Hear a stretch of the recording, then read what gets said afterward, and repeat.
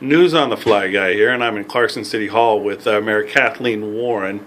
There's been a lot of, acrimony in recent city council meetings around the marijuana issue, and Mayor Warren is charged with the process in the meeting. She doesn't vote, but she makes sure that the meetings flow as there should. You have an opinion on the marijuana issue. Well, I have. What would that be? Well, it's basically, I don't think the ban is going to accomplish anything. Right. I think that it's still going to be available on the black market. Kids are still going to be able to get their hands on it. It's not going to do anything.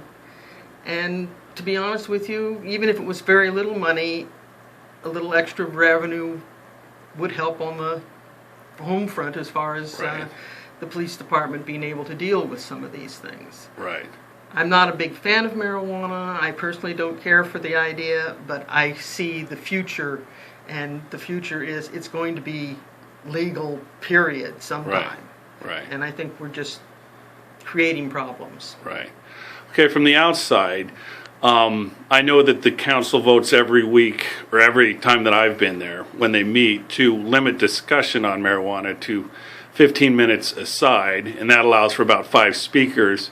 And a lot of times you'll have a room full of people who just, want to talk about the ban, and they feel cheated, and that seems to me where a lot of the acrimony is coming from. Is there a different way of handling that, or? Well, there are many things that can be done, up to and including ceasing to take public comments during the meeting. Right. During meetings. We can eliminate the public comment time, which I don't think anybody in the council is in favor of. Right.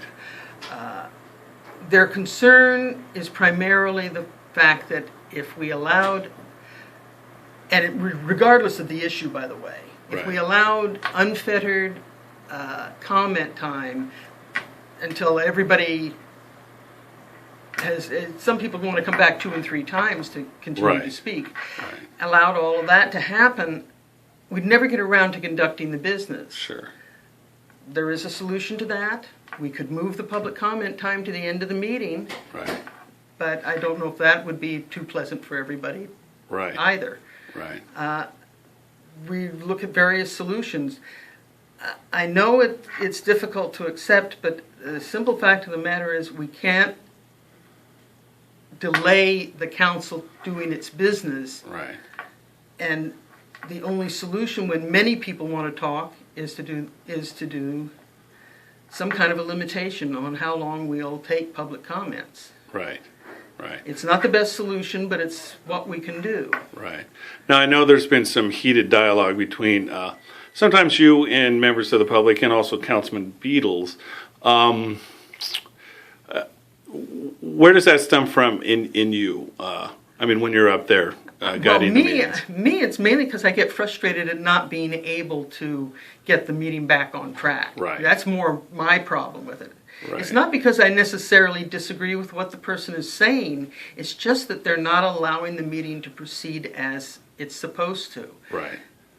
And maybe I'm a little too obsessed with order. I don't know. Right. But the bottom line is I just don't like the idea of the disruption causing the meeting not to be able to go as scheduled and get the city's business out of the way. Right. We had very little business to conduct, and it was after 8 o'clock before we were finished. Right. Because of the disruptions. And like I say, it's not because I don't want the people to speak. It's not because I disagree with what they're saying necessarily. Right. I just want the meetings to run smoothly. Right. Now, Canada for Life and Greenfield are both in court, and they opened without business license. Do you think, and they've been, the court process is two ways. One, through you find them for not having a business license, and then in civil court you took them for opening against the ban. Do you think the city has treated them fairly? They're only doing what they do with every other business that opens without either in violation of an ordinance or without a proper business license. And I don't believe we should treat them any differently than we treat any other business that does the same thing. Right. Right. And of course, we'd be in dereliction of our duty if we didn't enforce ordinances that were on the books. Sure. Okay, now is there anything else you want to express around this issue?